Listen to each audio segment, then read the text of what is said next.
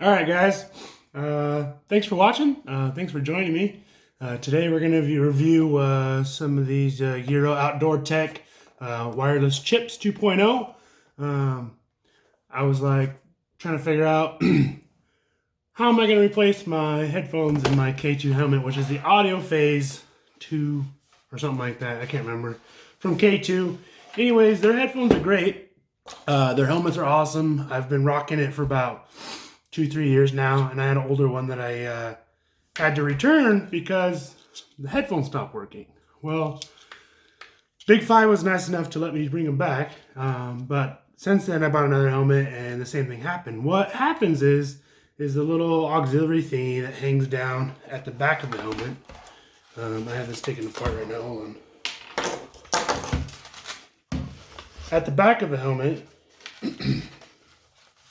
it gets stuck in between both of them, and it gets lodged there, and it disconnects the thing. And when you send it off of a giant stump and it bends it, it breaks. Anyways, not their fault. Great product, but these speakers are wafers. So I was like, hey, I don't want to get a new setup. I want something new. I want something fresh. I want something that's going to be bumping in my ears because I like to shred the gnar.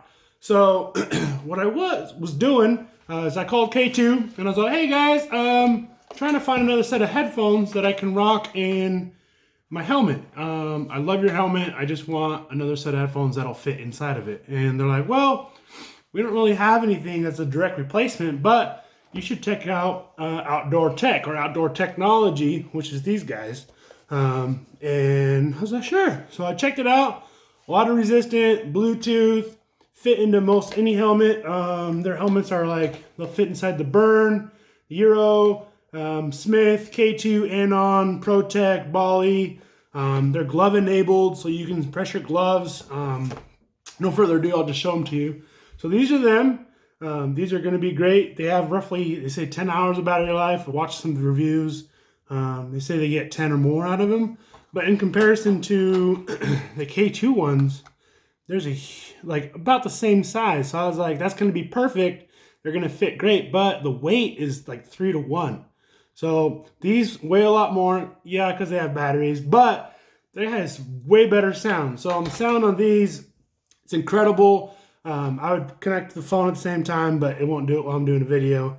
Anyways, they're great, but I'm trying to do a brass tacks video basically. So we're going to show you how to make it fit inside a K2 because it's not just plug and play. So this is your shell basically. You have your inner hat.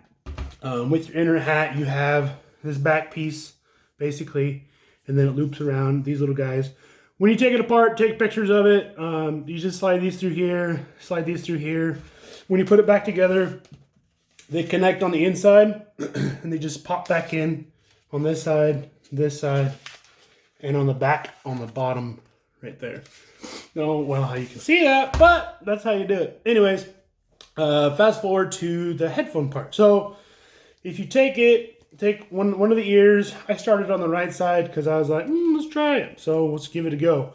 When you have this piece, normally it'll have 4 or 5 of these little riblets that basically when you have your headphone in there, the old one or the K2 one, it would basically hug it in there. So you have to basically modify that, and it's never going to be the same. So do it at your own risk.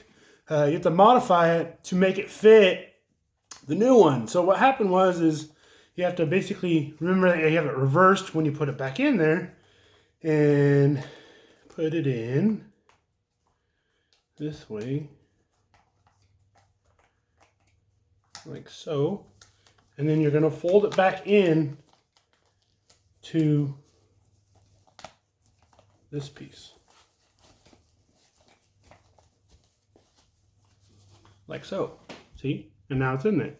And with having this shell in there, this piece is what clicks into the side of the helmet, so it gives it the rigidity that you need to hold it against your ear. So you do that, and then you snake it across this side. You can open up this. This is basically your little tightener for the back of your head so that it's a tighter fit for your helmet.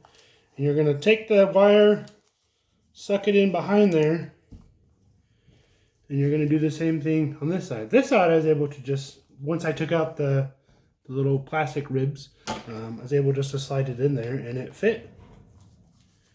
And it stays nice and snug. When you take out the ones from K2, you have to fish this guy out. And it's going to be out of this little port where there's a little headphone deal.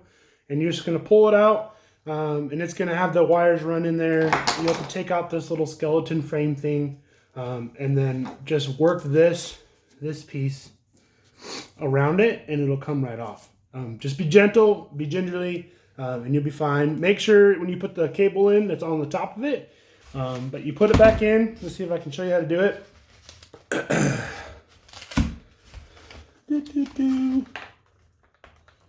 See, pops in. And then this side should pop in as well. And this side. There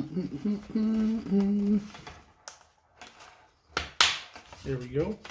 And then what you're going to do is, see how that guy is there and there's a little part right there? You're going to take your K2 audio phase, you're going to plug that back in. Same thing on this other side. Plug it back in.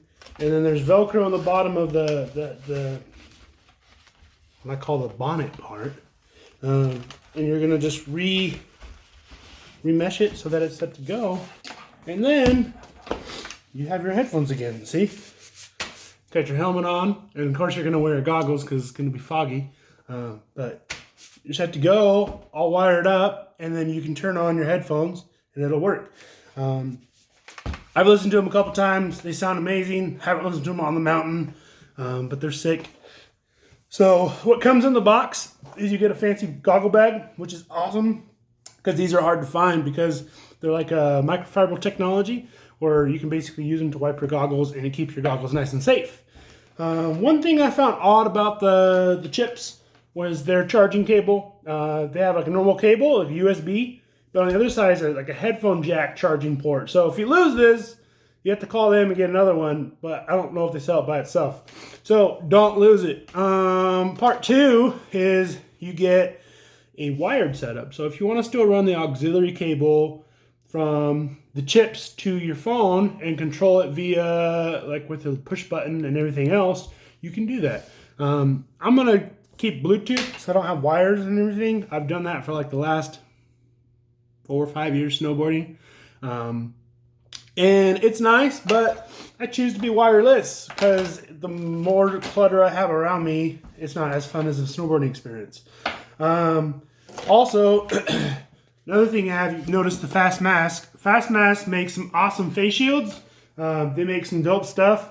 I snowboard here in Idaho, and it's not cold right now because our snow season's been strange. But they make great face masks where your face is nice and covered. They have all different designs, all different colors. Their customer service is amazing. They have great stuff. As you can see, you have a GNU board, and I have the Outdoor Tech sticker on it and Live Fast from Face Mask Face Shields.